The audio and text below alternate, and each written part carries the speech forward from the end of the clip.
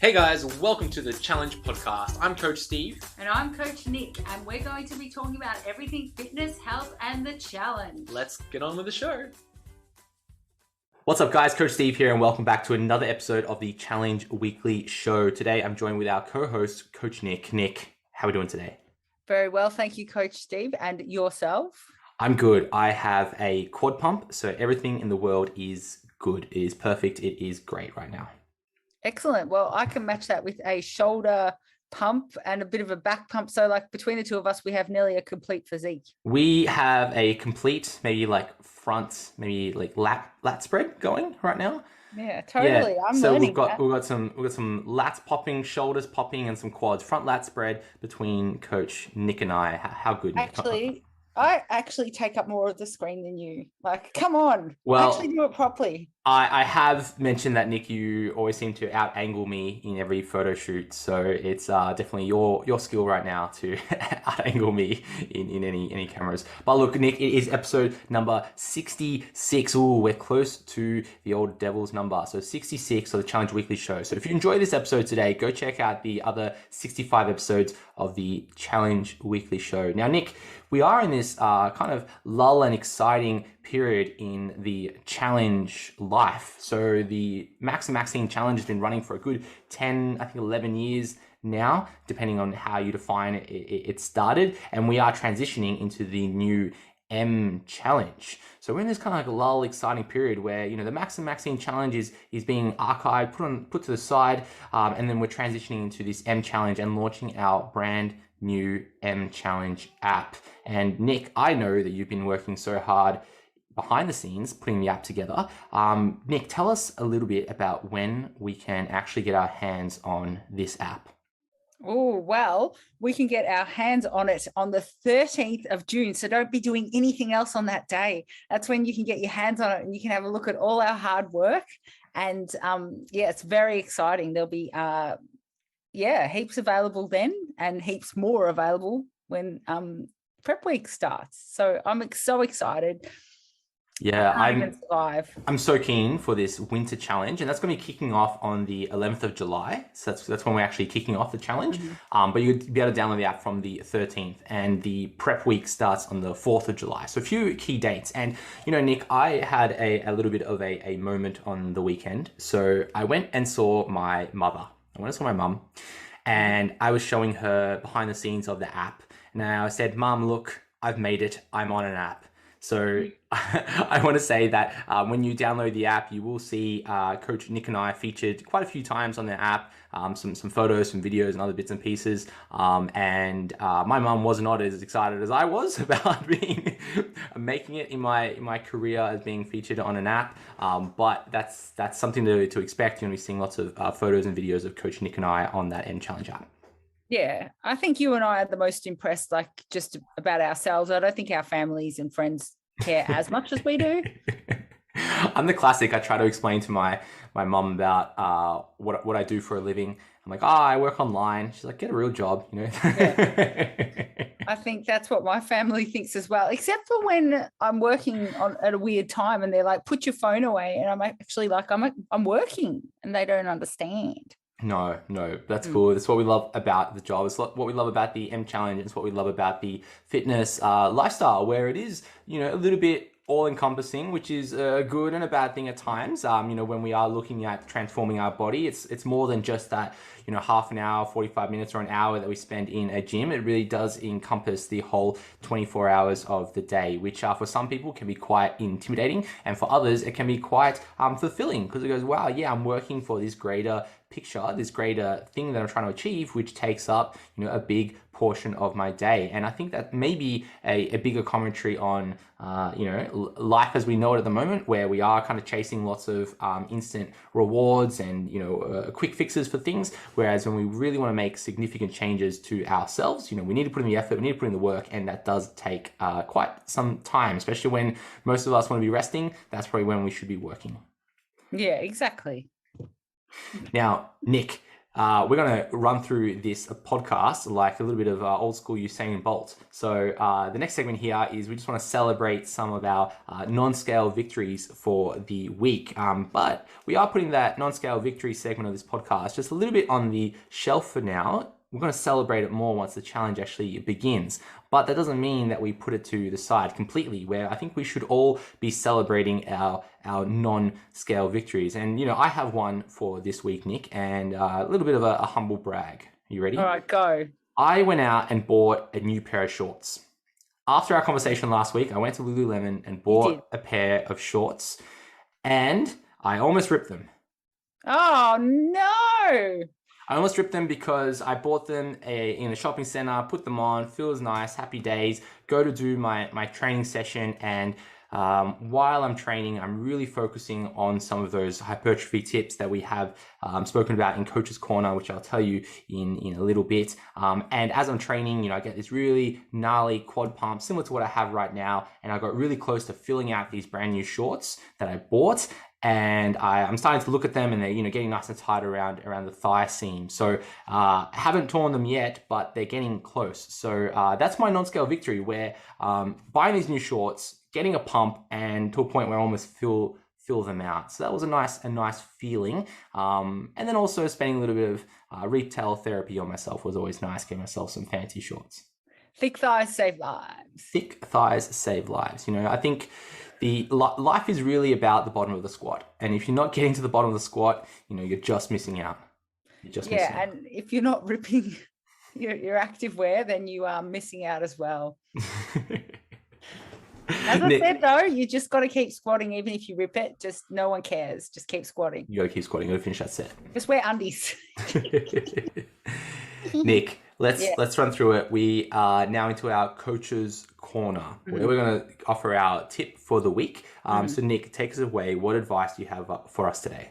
All right. So with my advice today, I'm going to entitle it, do 600 squat jumps equal 45 cookies? No, like one cookie. I don't know. But basically, is food a transactional item? Can we look at it like it's a transaction? Now, guess what? What we've always said is it's about data and it's about numbers.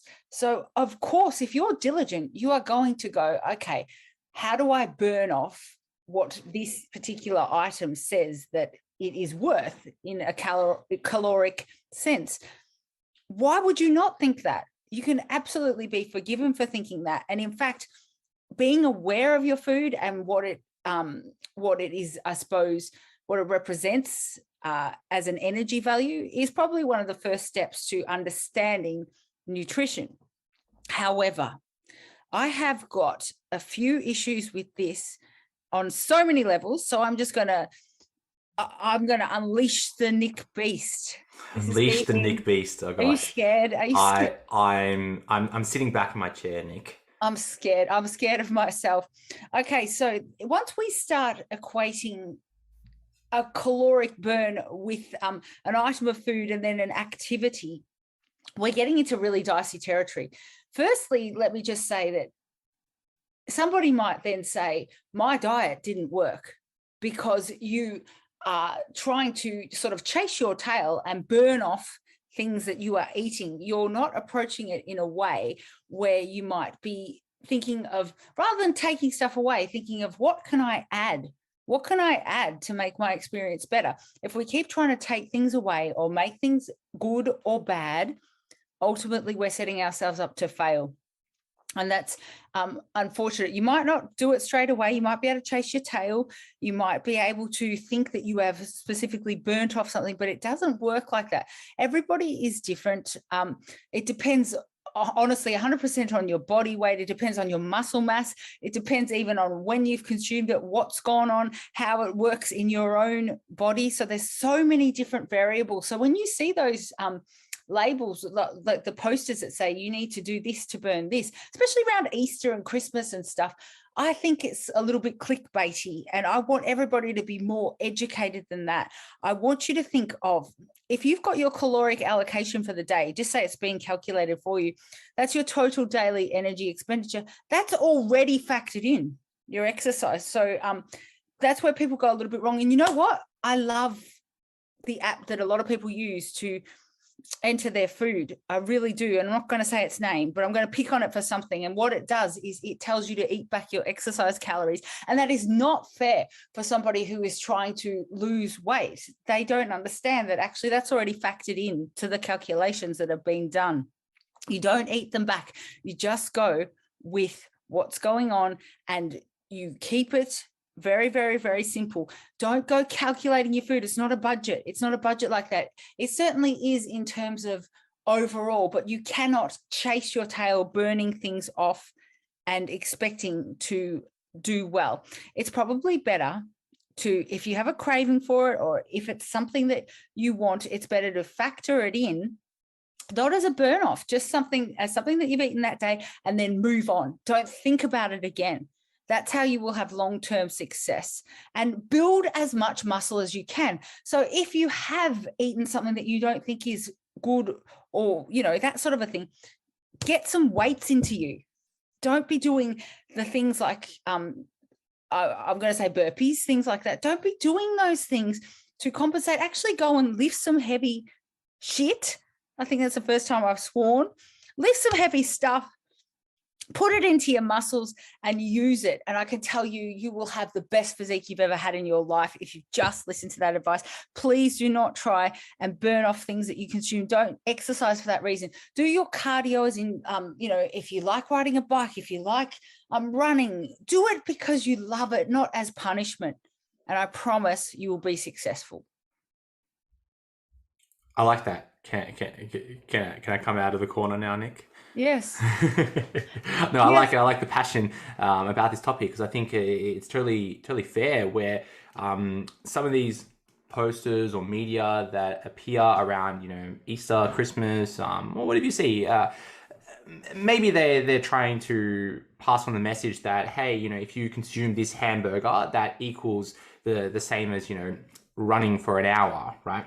Okay, and then it might help individuals to make a more informed decision, being like, okay, should I eat this hamburger and then sit on the couch? Or if I am going to go for a run for an hour, like, could I eat that hamburger? Okay, sure, I half agree with that kind of idea, but I'm with you where it can be misleading, especially when that pure transactional equation isn't quite set in a straight line. Like if you said that this hamburger was 1,000 calories, chances are it's not 1,000 calories. Chances are, you know, it's plus or minus 10% of that actual hamburger, plus the way that you consume it, how much you actually digest it, and then the other variables through that consumption process.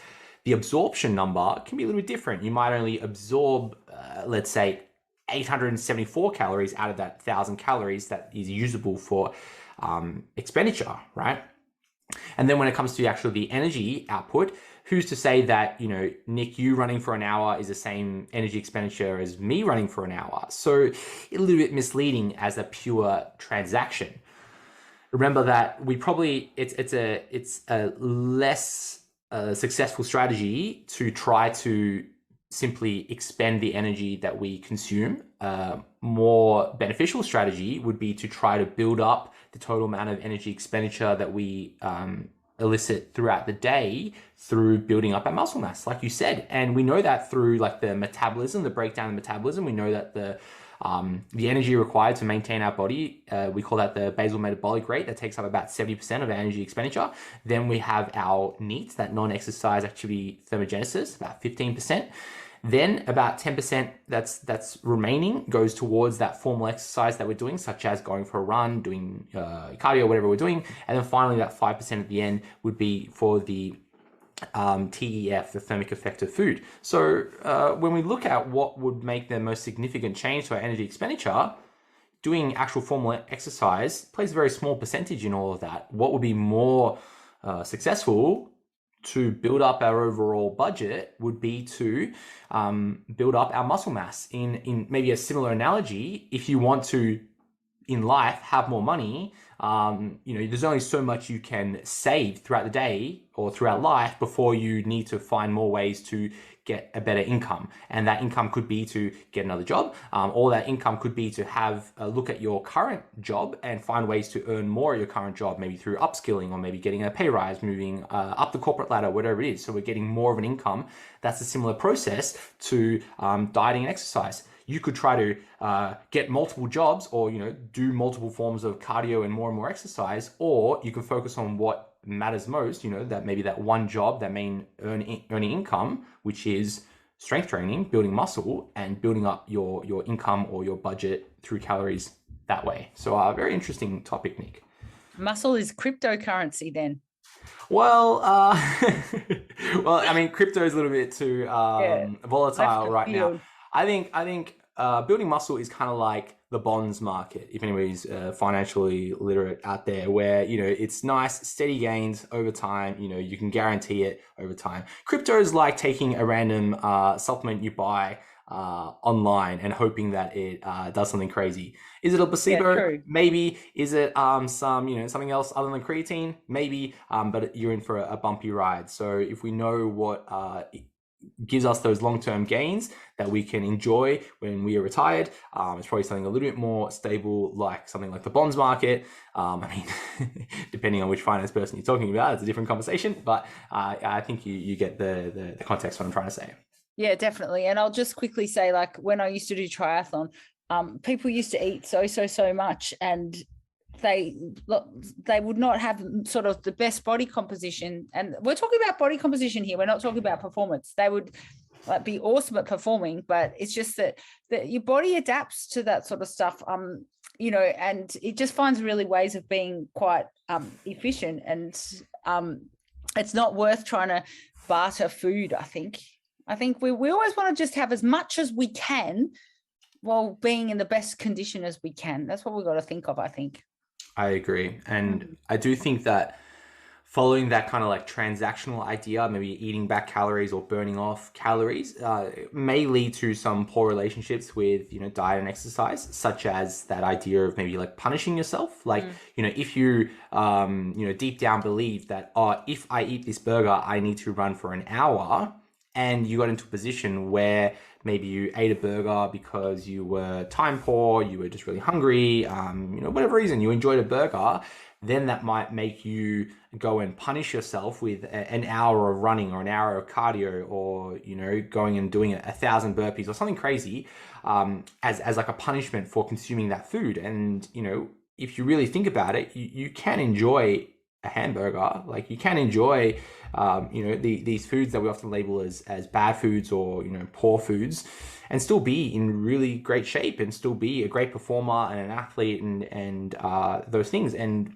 you see it in your experience with marathon and triathlon and other endurance events, maybe the foods that those individuals were choosing to consume. Okay. I saw it recently in powerlifting, the foods that those athletes chose to consume. Okay. Which might open your eyes about, what is good, what is bad, and, should you be beating yourself up if you consume that food is a big question. Correct.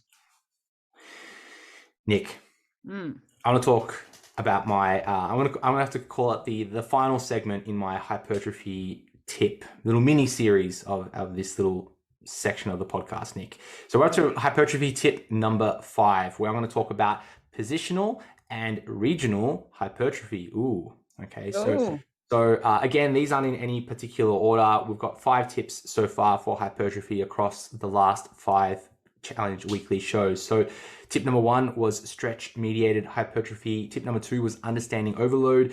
Tip number 3 is maximizing the mind-muscle connection. Tip number 4, we spoke about matching resistance and strength profiles. And now tip number 5, we're going to be talking about positional and regional hypertrophy. And I want to start with a fun little story about what happened to me in the gym last week. Okay, so I was at a commercial gym. I was enjoying a hack squat, and I was enjoying a juicy quad pump where I was filling up my shorts. Okay, so I was filling out my shorts with a juicy quad pump from the hack squat. And I had a bro, and I love bros at the gym. I had a bro come up to me and he's like, bro, how many more sets do you have? And I was like, just maybe another 2. I'm like, would you like to work in? He goes, yeah, man. Yeah. I'm like, okay, cool. So I then proceed to have a very quick conversation with the guy where, just in context, this fellow, he was wearing work boots while training. He was wearing footy shorts while training. And in the nicest possible way, he was yet to fill out those footy shorts. Okay. That's all I'm going to say about that. So he's talked to me about his program. He's doing, a 5x5, a strong list type program. Okay, awesome, man. That's really great. Good on you. And he's like, oh, is that all you're lifting? I'm like, oh yeah, like I'm cool with this. I've got 60 kilos on the hack squat, but that's fine for me. He's like, oh, surely you'd be lifting up to 100 or more. I was like, oh, no, I'm okay with that. I'm okay with it. He's like, oh, well, I'm going to be lifting 100 today. I'm like, cool. All right, that's fine. No dramas, dude. Anyway. He proceeds to warm up. I do a set, and once I complete the set, he goes, bro, you should really put your feet up higher and wider so that you can really focus on the outer quad. And I kind of looked at him, and I didn't really know what to say. I haven't really received a little bit of unsolicited training advice from somebody in quite some time, and I kind of said thank you, and watched him complete his set, and then completed my set how I was normally completing it. Okay, and how does this story match with what I'm talking about today? Not to talk down to this fellow who was trying to offer some advice, but what he was talking about to me was this concept of positional hypertrophy, okay, where we may be able to bias certain fibers of muscle. For him, he was suggesting the outer quadricep, or maybe that vastus lateralis, the outer quadricep, by placing my feet up higher and wider on the pad panel thing. And I was a little bit skeptical because, with the quadriceps, the way the muscles are fibered, that's a little bit of nonsense. So we'll talk a little bit about that. And positional hypertrophy, the main concept would be to train in a certain way, or certain handholds, certain angles, certain positions, so that we can bias certain muscle fibers. And this might be more significant when we're looking at, let's say, the lats, the lat fibers. And we spoke a little bit about the lats last week. But when we look at the lats, a really large muscle, and the origin of the lats, we have a few different origins, meaning the starting point of the lats, we've got the spine, so the thoracic spine, the lumbar spine, and then onto the hips, the iliac crest, okay? And then the insertion goes into what's called the bicipital groove, which is up into the bicep, or our armpit. That's the distribution of that latissimus dorsi, the lats, okay? So the way that they're orientated, if you were to kind of visualize a skeleton, there's some muscle fibers of the lats that start at maybe the middle of the spine and go towards the armpit. And there's other fibers of the lats that attach onto the hip and go up towards the armpit. So one muscle has fibers that go kind of more horizontally, and then some fibers that go more vertically. So there's lots of fibers of the lats. So positional hypertrophy would be biasing those fibers by different movements. So if you want to bias maybe the iliac portion of the lats, we need to be training more vertically. And if you wanted to bias more of the thoracic portion of the lats, maybe the more horizontal portion of the lats, we need to be biasing more horizontal rows, or bringing that armpit more towards that middle of the spine, okay? So this is all well and nice, but for positional hypertrophy to be relevant, we need to have muscle mass first.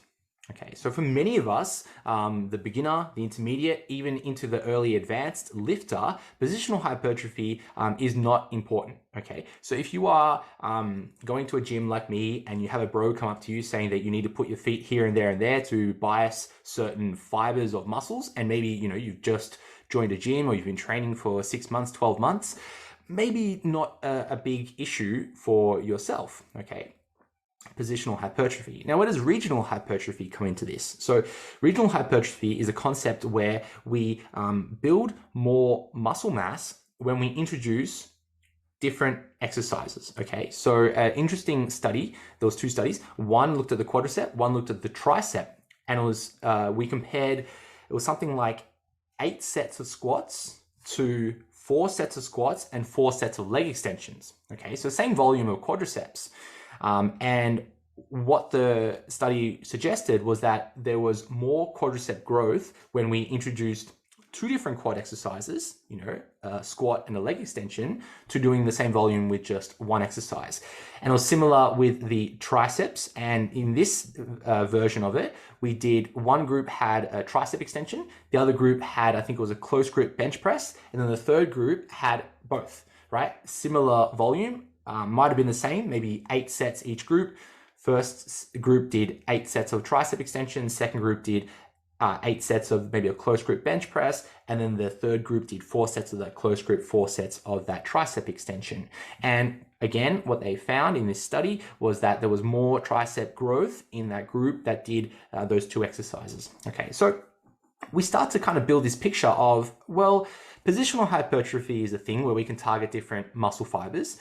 Regional hypertrophy is a thing where if we introduce different exercises to that muscle, we get more muscle growth. So therefore, do we need to train and complete lots of different exercises to hit that muscle? And this might be a similar quotes that you might have heard, maybe those old school bodybuilders, that golden era, maybe in pumping iron, where you've got to hit the muscle from all different angles. You've got to shock the muscle. You've got to train the muscle in all the different fibers. Okay, I'm not too sure about that, because if we introduce lots of different training variables, we never actually get a solid stimulus where we actually grow. Okay, so here's the deal.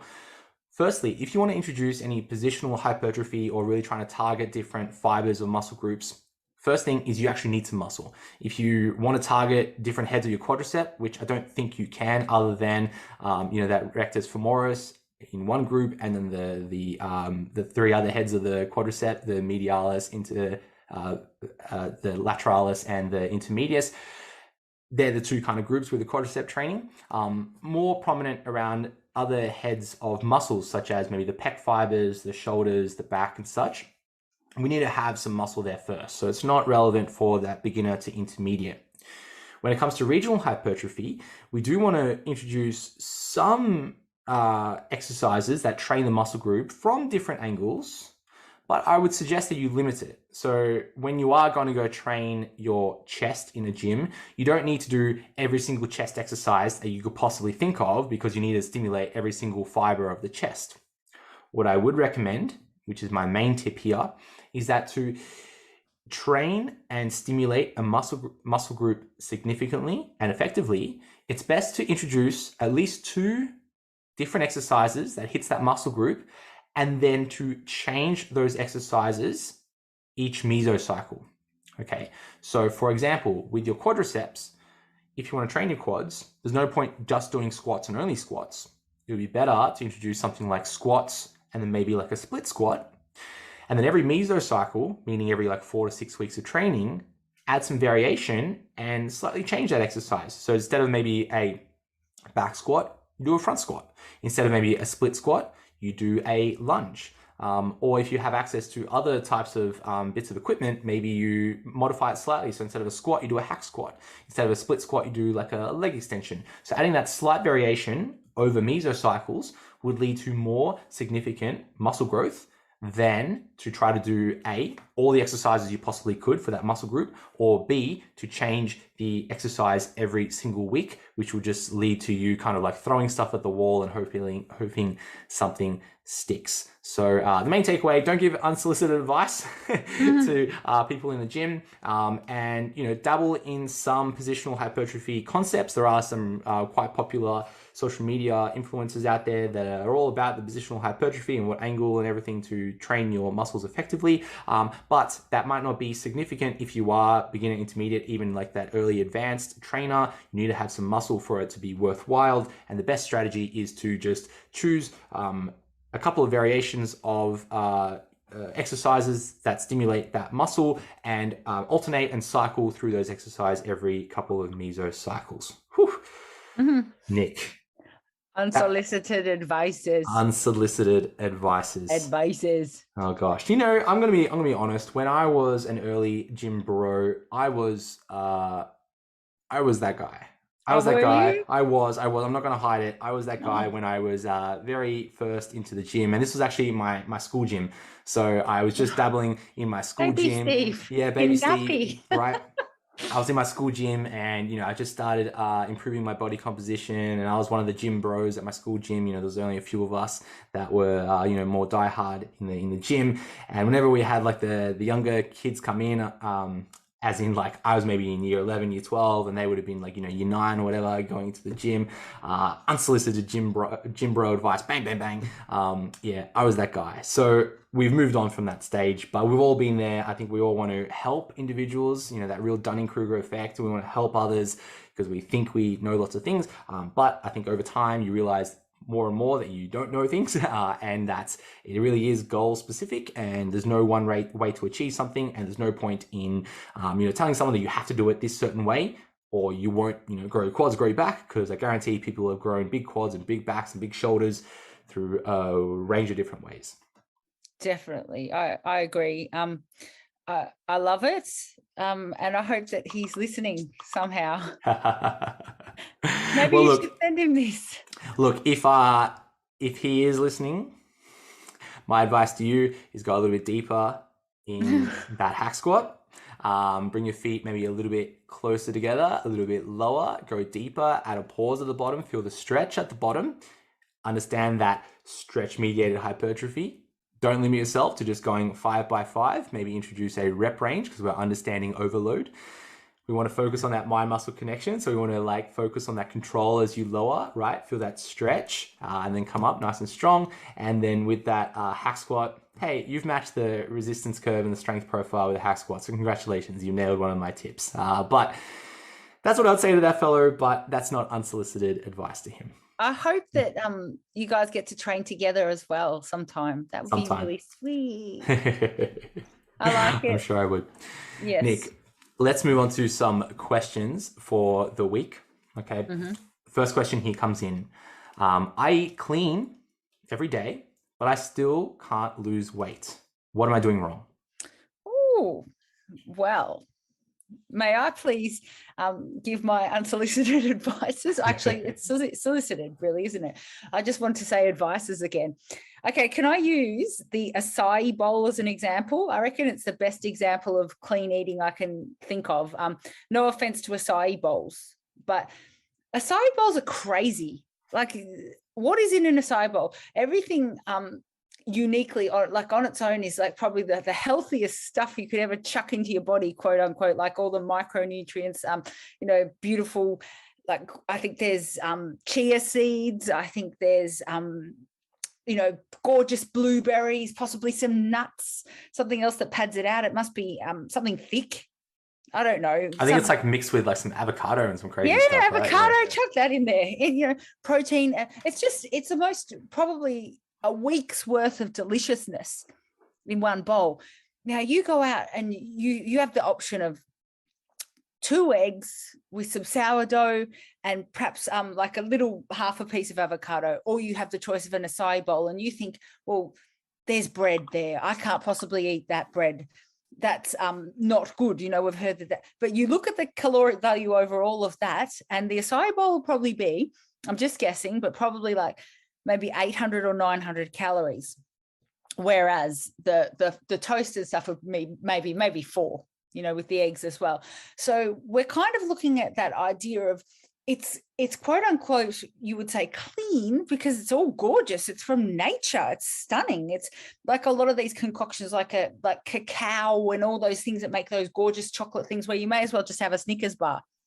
Now, no offense to the beautiful people that make all these gorgeous recipes, but if you look at the caloric value, they're often quite loaded, because they often have your honeys and things like that are quite heavy on the calories. So sometimes it's just worth looking at sort of those hidden calories, that just because someone tells you something is healthy, it doesn't mean that you can't actually eat too much of it. I mean, too much for what your needs are. There's no such thing as too much or not enough. But even, it's hard, but even say something like broccoli, you may even just say you overconsumed broccoli and it was quote unquote healthy, but it's more calories than what you need. then you will probably not lose weight, or you'll probably end up gaining some if you're in a surplus. It's pretty hard with broccoli, which is why it's a volume food, which is why we recommend to have it, because it's something that fills you up, fairly well without being massive. But these other things, they don't actually necessarily fill you up. With an acai bowl, I could neck an acai bowl in a minute and then want to still have the eggs. So that's where we kind of run into a bit of trouble. I don't find those products or those concoctions terribly filling. So it's just about having a real look at what's going on, tracking everything. It doesn't matter if it's healthy or not. It's great if you're going with the health. That's brilliant. Then the next step is to actually track each bite that you eat. So even though I was saying before, you can't, it's not a transaction, but with this, you could do this and do zero exercise. I'm not recommending that, but you could do this, track everything and get yourself into that deficit and not even worry about your burpees and still lose weight, as long as you are honest with yourself. So if you bite it, write it. If you bite it, write it. Mm-hmm. I love that. Thank you. Thank you very much. I think it was like we might put it on our t-shirts. If you bite it, write it. Yeah. I think there's like a little in-joke in the fitness industry whenever we hear about like eating clean or clean eating, those types of things. We kind of all collectively go, oh yeah, like I'm glad you wash your food before you eat it, right? Yeah. Where, eating clean eating, it's a very loose like definition. I think we all kind of like know what it means or what they're implying, but it's loose definition. And here's another story, if you would entertain my stories today, Nick. I like your stories. Once upon a time, I was going to a buddy's house and he was having a little dinner party. Okay. Mm-hmm. It was on a Tuesday and it was Taco Tuesday. Oh. Taco Tuesday, right? Taco Tuesday. And I got there a little early. It was my close buddy. And he was there preparing like a minced beef. Okay. Oh. And as he's getting the frying pan ready, he grabs the olive oil and douses it all through the fry pan. I was like, whoa, man, like, ease up on the olive oil. He's like, oh, no, it's fine, bro. I'm eating clean. I was like, okay. He's like, yeah, olive oil, it's clean. I was like, oh, okay. Like you put like, an Italian serve of olive oil here. We're cooking Mexican. Come on, man. So I think the big challenge when an individual chooses to eat clean, which can lead to, a reduction in calorie intakes. If you start to think, okay, what's clean? Maybe I'm having maybe more, quote, natural foods, whatever that means, or maybe trying to consume more fruits and vegetables and not trying to consume processed foods or like highly hypercaloric foods. Great. This can be a great strategy to reduce our overall caloric intake.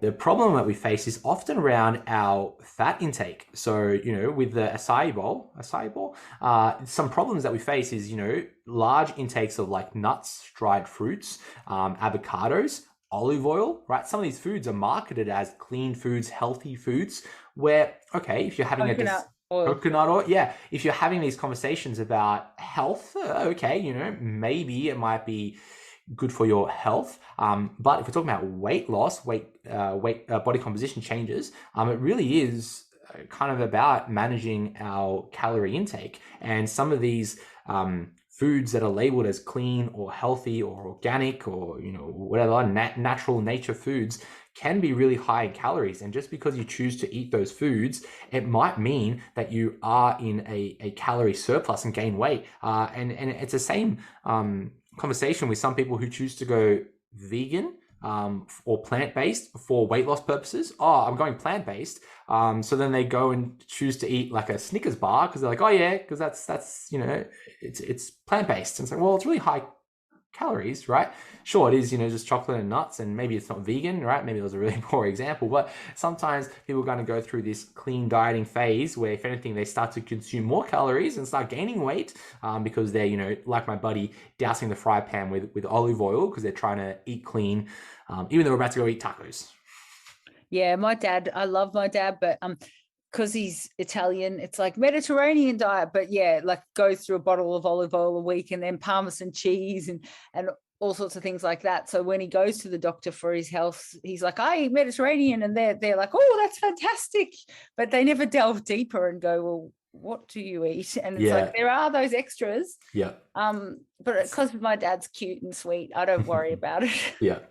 Well, it's the same conversation with those fellows who follow like keto diets. Nothing wrong with keto diets. They can be quite successful in a weight loss endeavor.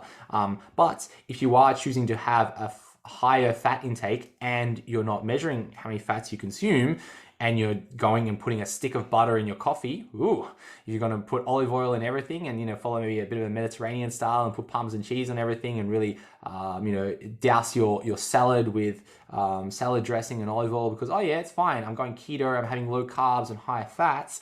You might blow out your total caloric intake by following that process if you are just following that rule of, I have high fats and low carbs, with no respect given to the total caloric intake of that. So similar conversation, eating clean, those who choose to go vegan or keto or any type of dieting approach, it really does come down to the overall caloric intake. Absolutely. And you got to measure it. You do. You really do. Yeah. And I'll just say one more thing and then we'll move on. But I used to go out with Shane when we were dating. We're not dating anymore, so we don't go out as much, but for breakfast and things. And Shane stayed the same for years. Good old Shane. He's about 98, 100 kilos, 6 foot, whatever. That's him. He could probably lose a bit of weight, but he maintains. He just eats what he wants, basically. I don't know what he does. But I used to always try and be healthy, and there's no way that I was eating less calories than him. He'd have his bacon, eggs, bread, and move on. Whereas I'd be like acai bowl and something else. And I'd be eating 3 times the amount as him, thinking that I was healthier. Just saying. Be like Shane. Be like Shane. All right, Nick. All right. Next question here. Do I need to train more for better results? Ooh, interesting question with lots of layers to it. Let's break it down. Okay. So firstly, do I need to train more for better results? Results is probably the big kicker here. It's like, well, what does results mean? And then, do I need to train more? We don't know what your training is like now. Well, first thing I'd say is that if your goal is to build muscle, and we're measuring training by the total volume, we do need to increase volume to a certain threshold for better results before we start experiencing diminishing returns, okay? Same analogy that we've experienced with this podcast here, where if we're going to go study something, okay? If we're going to go study a new language, so let's say Coach Steve's going to learn Italian from Coach Nick, okay? If I study more, I will get better results to a certain tipping point, to a certain threshold, before more studying leads to diminishing returns. And maybe an example would be if I, start staying up really late, midnight, 1 in the morning, 2 in the morning, 3 in the morning, and I start sacrificing my sleep, me studying more and more won't lead to better results. It might be better for me to step away from, studying Italian, go to sleep, come back, and that would be better results. So same in training, you probably reach a tipping point where, let's say if you train for, maybe put a number on it, 1 hour, you train for an hour in a gym, that might be your threshold. But if you then choose to stay in the gym for another half an hour, so that's 90 minutes or 2 hours in a gym, that extra bit at the end might not be better. If anything, that might be diminishing returns. You might be training so much that it takes you so long to recover. For example, if you do a really with multiple really hard hard leg session, and you completely destroy your quads, your hamstrings, your glutes, your calves, and you can't walk for a week, you might stimulate some hypertrophy, but it interferes with your future training. You might have been training so hard that it actually limits how much growth can occur, because you've actually caused lots of tissue damage. So to answer this question, it's yes, to a certain point. So yes, we need to train more to a certain point for better results.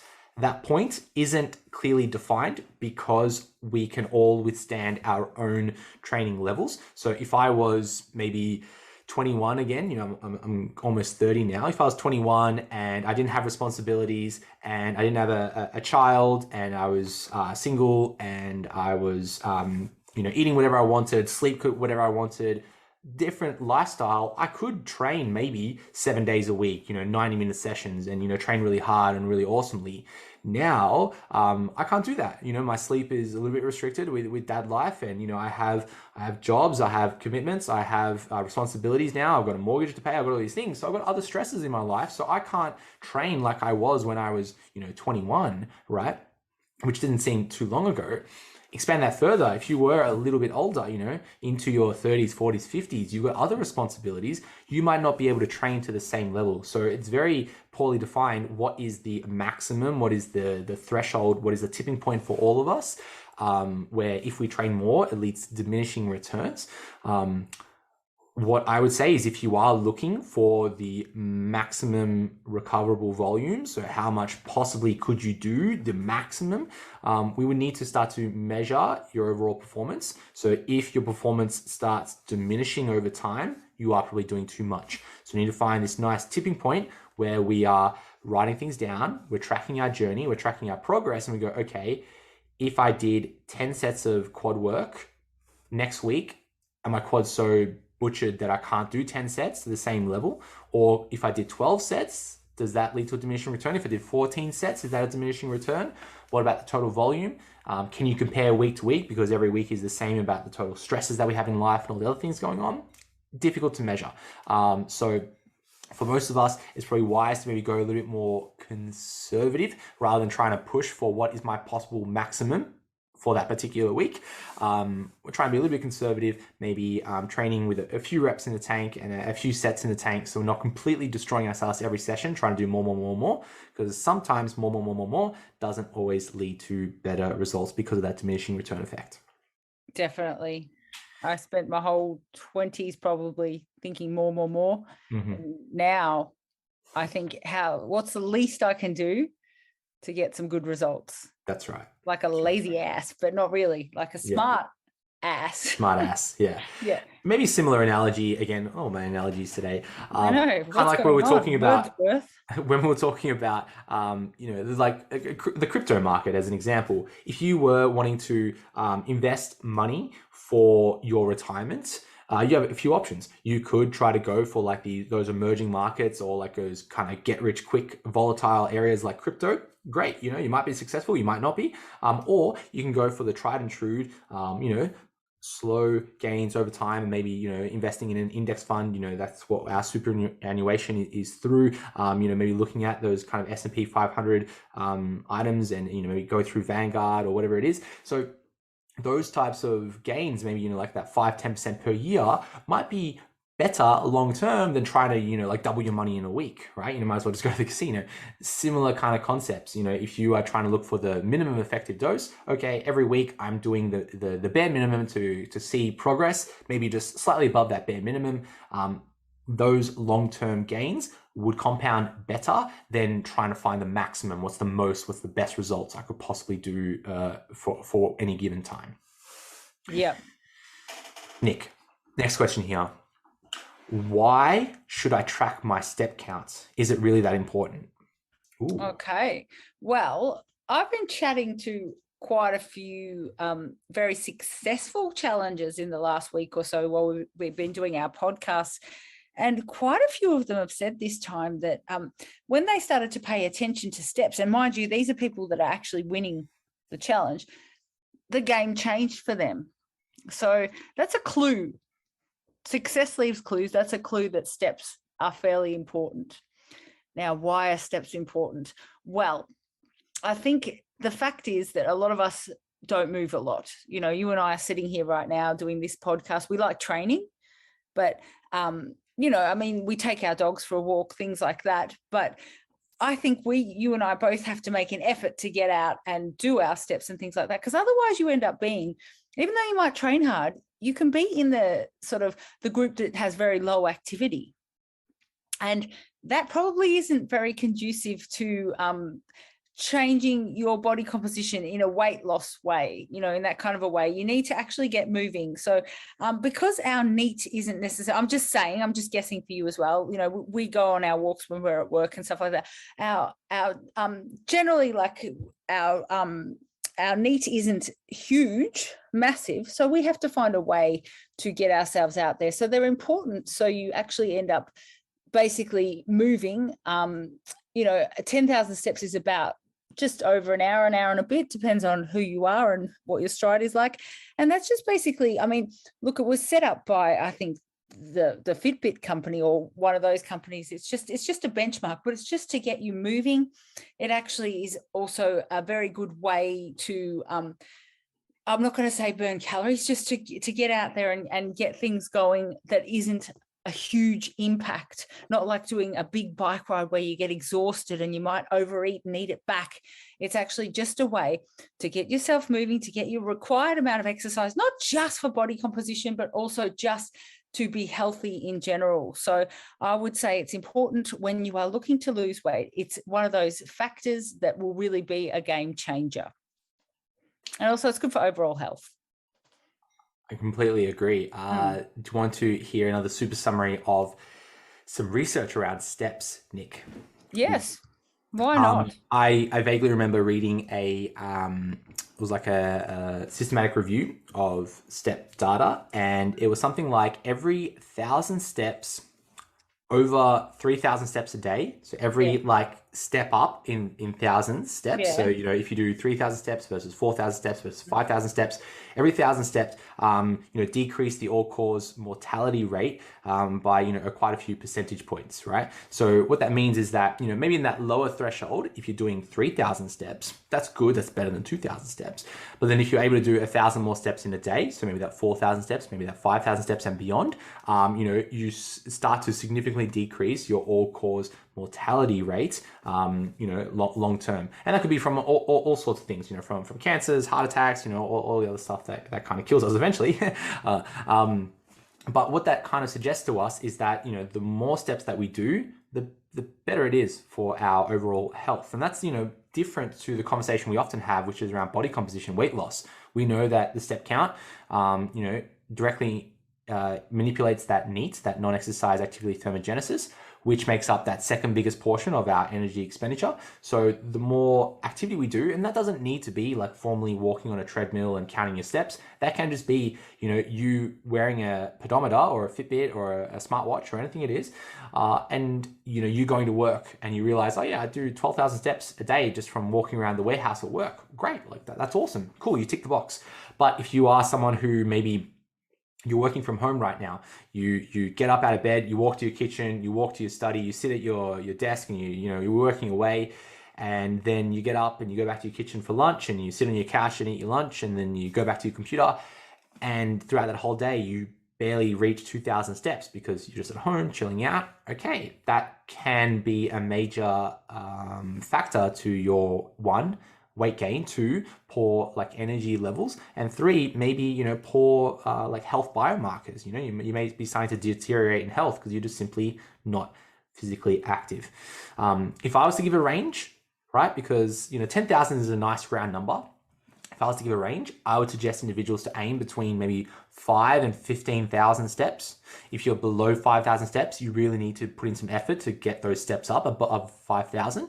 And if you're doing more than 15,000 steps a day, you're kind of in that higher physical activity level where that might be interfering with, strength training endeavors. So if your goal is weight loss, aim for that 5 to 15,000 steps. If you're doing more than 15,000 steps, sometimes it's inevitable because you're doing life, you've got to go to work, you got to do the things, you got to chase after the kids, all this stuff. But if you are trying to do more than 15,000 steps for, on purpose, I'm trying to do 18,000 steps a day because that leads to more weight loss. Similar to my answer about training more, does it lead to better results? That might lead to diminishing returns. And that's probably that round number. Look at this. I'll show you. I don't know if you can see. Oh, you can't see. Yes. Look, 7 I'm exactly and a in that. Yeah, I'm pretty much exactly what you said, somewhere between the 5 and 15. So far, Nick, it's about midday today. I can sit down then. You can sit down for the rest of the day, yeah. Yes, but yes, you see, I did go through a phase, Coach Steve, where I was trying to do, over lockdown, I got a little bit bored with everything. I was trying to do about 20,000 a day, and it took me so long. And also I was seeing diminishing returns. Nothing was really happening. My training wasn't My training's always okay, but obviously there's more I can do. Even if I'm squatting really well or deadlifting really well or whatever I'm doing, I could probably do better if I wasn't doing the 20,000 steps. So I figured that out finally, and that's me who's bossing everyone else around. Yeah. So it happens. It happens. So for me, diminishing returns is definitely, it starts to, my body just adapts very quickly, and it's like 20,000 was not doing anything, and it's like, where do you go from there? Yeah. I think a better strategy would be to look at like the weekly step count. So instead of like a daily step count of, let's say, 10,000 steps, or, between 5 and 15,000 steps, maybe aiming for something more weekly as a weekly goal, because, some days we are of lower step count for whatever reason, and some days we are of higher step count for whatever reason. And that's okay, because life is life. So if you focus maybe on a weekly step count of something like, 50 to 100,000 steps per week, right? That averages out to what's the quick math? Maybe, between 7 and 12 or 13,000 steps a day, very close, but they're two nice round numbers between 50 and 100,000 steps. I want to show you my yearly data. Yeah. Can you see 3 million? Can you see? Yeah, 3,218,593 steps. Is that in the past 12 months, or? Yeah, it wouldn't be just no, 25th of May 2021 so, but you love data. I do. How good is that? But I've peeled it, as you can see. I'm not even, oh my God, it's so exciting because I'm not even lying. You can see it all. So it's exactly what I said. But see how it's tapered down a little bit? That's right. And my body composition has improved right exactly then.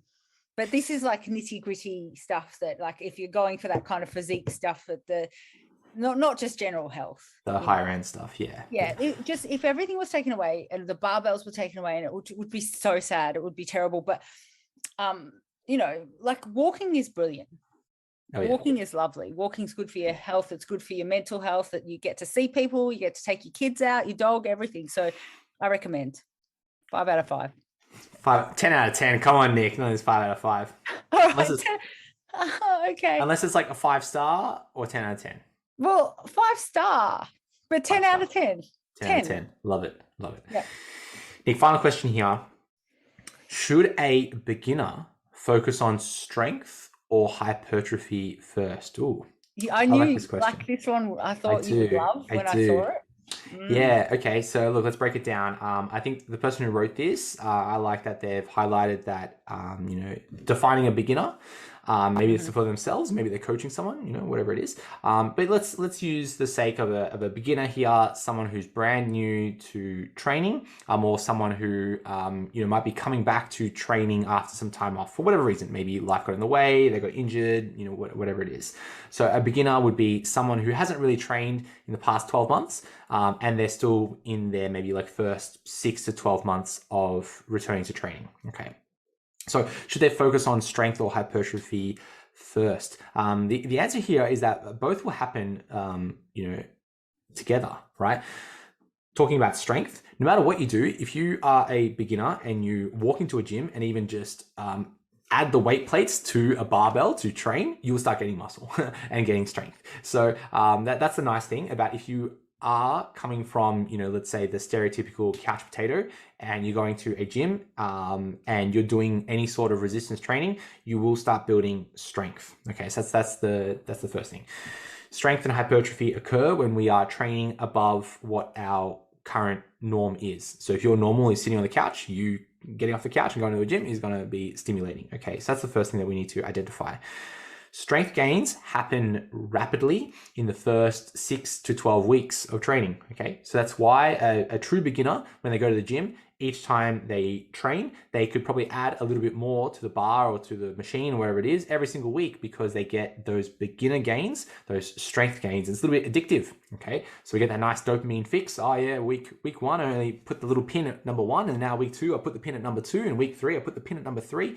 And that's can be a little bit misleading, because we think, oh, well, if each week I can add another stack to it, that means that I could be like Ronnie Coleman in a year. Okay, maybe not. It's not that linear. It's not that straight line. Okay. So that's the first thing, that strength happens very rapidly in that first 6 to 12 weeks. And that's mainly through the nervous system adapting to that new stimulus. Okay, so that's mainly through nerves, right?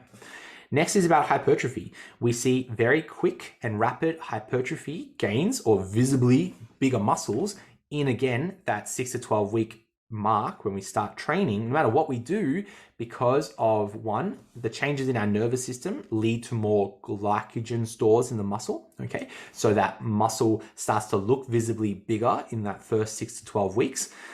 But true and hypertrophy occurs usually beyond that. So kind of closer to that, 8-week plus mark. So a little bit of a crossover. So 6 to 12 weeks, we start to get some significant visible muscle growth because we go, wow, those muscles look bigger. Awesome.